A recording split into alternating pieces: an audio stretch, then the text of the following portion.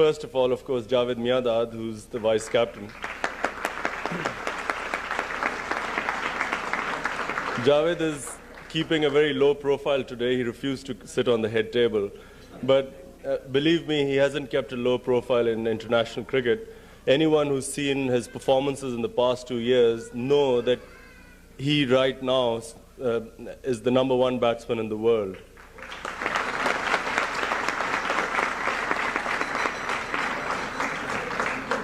For me, the highlight of his performance is having watched him from his debut Test 100 on to almost every innings he's played.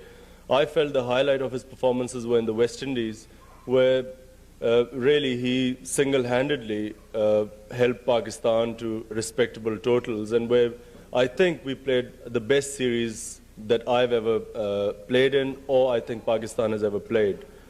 And Javid was the cornerstone of our batting, who stood like a rock. Every time we needed him, he was there. And I think that that's what distinguishes him from all other batsmen in international cricket right now, people who have faced up to the West Indies and scored runs in the West Indies.